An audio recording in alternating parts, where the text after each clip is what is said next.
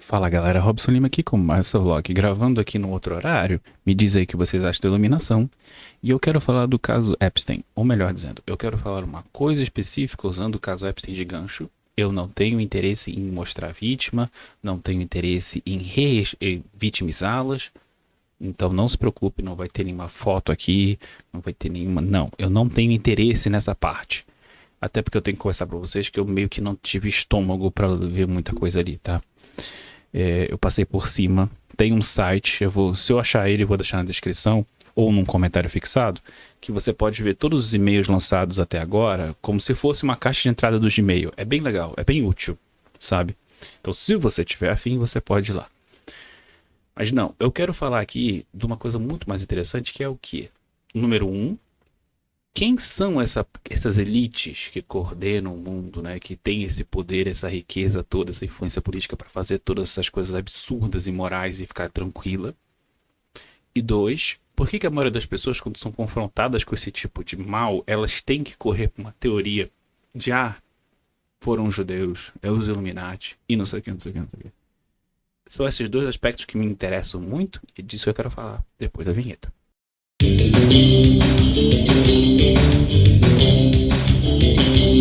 Eu estou usando o termo elite de poder porque é um conceito que vem de um livro chamado The Power Elite, uma elite do poder, originalmente escrito em 1956 pelo sociólogo norte-americano C.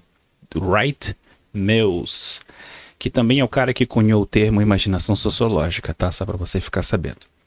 E o argumento do Mills é que os Estados Unidos, porque o que ele está analisando no livro é os Estados Unidos do pós-guerra, começo da Guerra Fria, 56, lembra?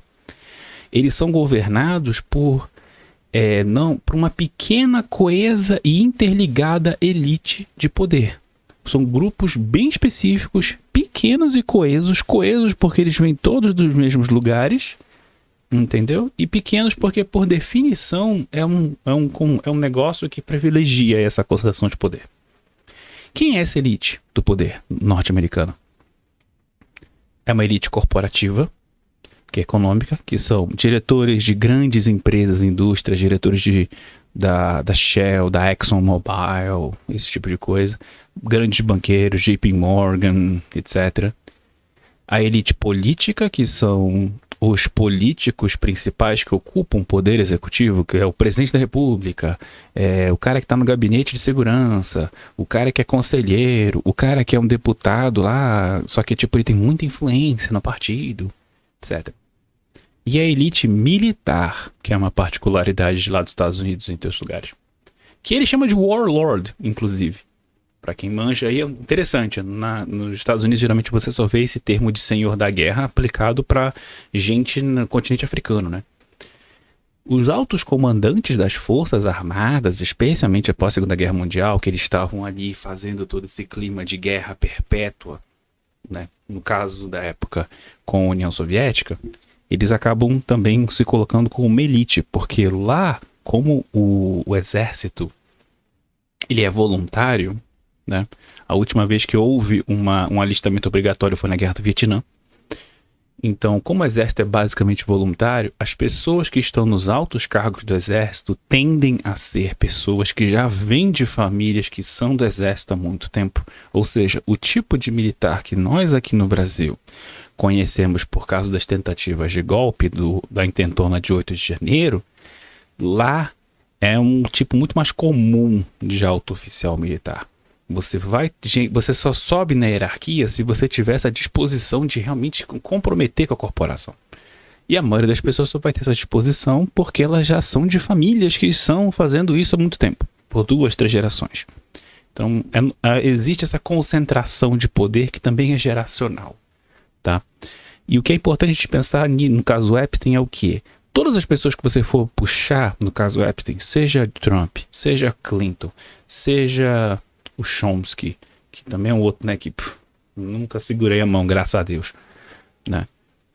Toda essa galera, eles são unidos entre si, eles são coesos entre si, eles têm ideias em comum, eles partilham jantares, eles estão juntos, num termo pessoal.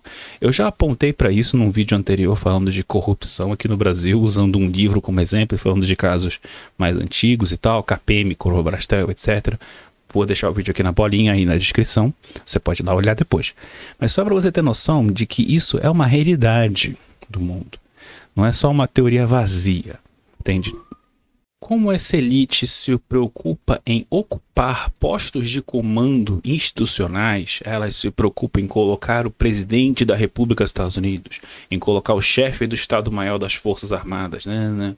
Como existe essa preocupação por lá, a gente acaba pensando mais em termos de status do que de classe. É por isso, porque lá a distinção é mais por status do que por classe, que a gente vai ver nos arquivos Epstein, gente tanto dos democratas quanto dos republicanos, quanto de fora, é por isso, porque no fundo a elite do poder ela se organiza por laços pessoais, por histórias em comum. Isso é a tal solidariedade de classe, ou pelo menos é isso que eu estou dizendo, que a gente pode pensar a solidariedade de classe dessa forma.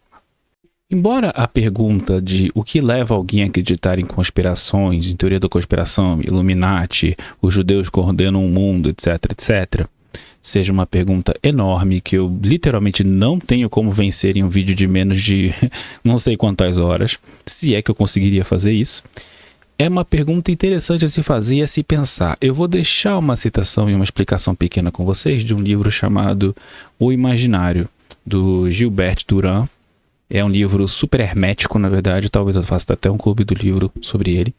Mas tem uma citação que eu gosto bastante, que ele vai argumentar que o problema concreto da ruptura entre o poder da mídia e o poder social, que aqui o poder social somos nós, eu e você, os laços que a gente faz entre nós. E a mídia aqui é a grande mídia, tá? São os jornalões, são os grandes canais do YouTube, são os intelectuais orgânicos, seja da esquerda ou da direita, entendeu? De modo mais geral, o problema concreto dessa ruptura entre o poder da mídia e nós, o poder social, está ligado ao excesso de informações, tá? Porque existe tanta informação que a estrutura que entrega essas informações pra gente, ou seja, você aí sentado me ouvindo na sua cadeira, você aí em pé no ônibus, você aí deitado na cama tentando dormir com a minha voz suave de veludo.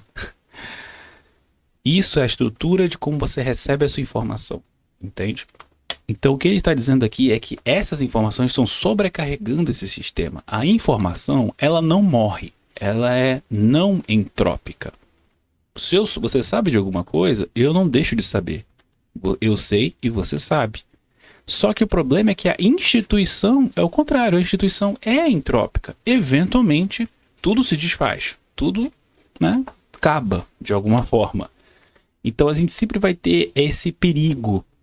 E o texto termina dizendo assim, que um perigo tríplice para gerações do zapping, que é como as pessoas antigamente chamavam nós, todos os nascidos após os anos 70, tá?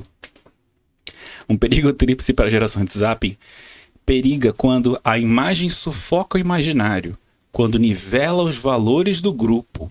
Ou seja, todo mundo pensa a mesma coisa. Quem desviado que está pensando no grupo tá errado, é ostracizado, é petista, é bolsonarista, sai daqui, seu lixo. E perigoso quando os poderes constitutivos de toda a sociedade são submersos e erodidos por uma revolução civilizacional que se escapou ao seu controle. Agora eu te digo uma coisa. Você não acha que os Estados Unidos está passando por isso? Com essa questão toda de rede social? O Twitter, ele foi comprado pelo Musk. O Facebook é da Meta. A Meta é do Zuckerberg. Você aí, consegue viver quantos dias sem Facebook, sem Instagram e sem WhatsApp? Eu te garanto que eu não conseguiria viver muito bem, não. Eu literalmente trabalho com isso. E muita gente trabalha com isso. O que acontece se um dia o Zuckerberg resolver puxar o freio de mão e não vai ter mais? Isso não seria uma revolução na forma como a gente entende as coisas? Eu penso que sim. Então eu queria deixar isso para vocês. O que na verdade acontece aqui é que quando você entra em contato com fatos que te abalam tanto como o caso Epstein está abalando muita gente, e com razão, é que o teu cérebro não consegue lidar com essa sobrecarga de informação, entendeu? O teu imaginário frita. E a única coisa que você pode fazer é correr para trás. Geralmente, isso socialmente falando, isso significa o quê? O tal do ciclo da nostalgia, né? Que hoje em dia todo mundo fala thread wife, thread wife, thread wife. Aí você ia lá nos anos 50, anos 60, as pessoas estavam falando de não, porque antes da Segunda Guerra, e assim vai, assim vai, assim vai. Certo? Porque em tempos de crise econômica, em tempos de grande excitação social, que as coisas estão acontecendo, as pessoas querem correr porque é familiar.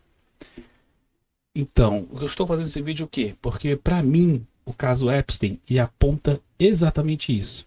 A forma como nós, enquanto sociedades, estamos tentando lidar com o fato de que a grande elite do poder não tá nem aí pra gente.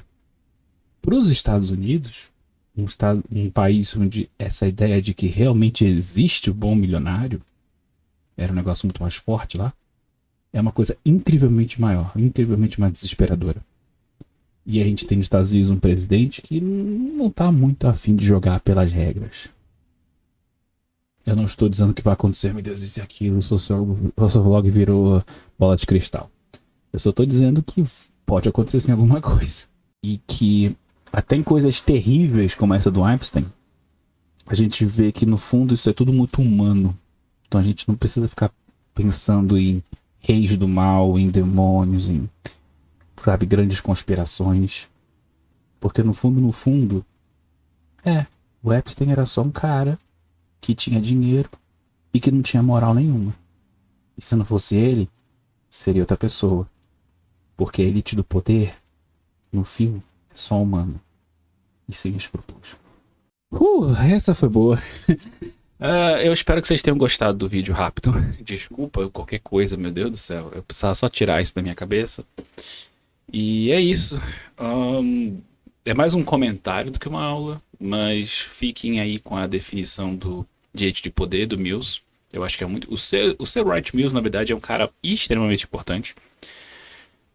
Eu preciso fazer um vídeo sobre a imaginação sociológica. Vou fazer, mas enfim. E é isso, gente. Muito obrigado. Já falei bastante. É isso. Não consigo mais. Ai, Jesus. Tchau.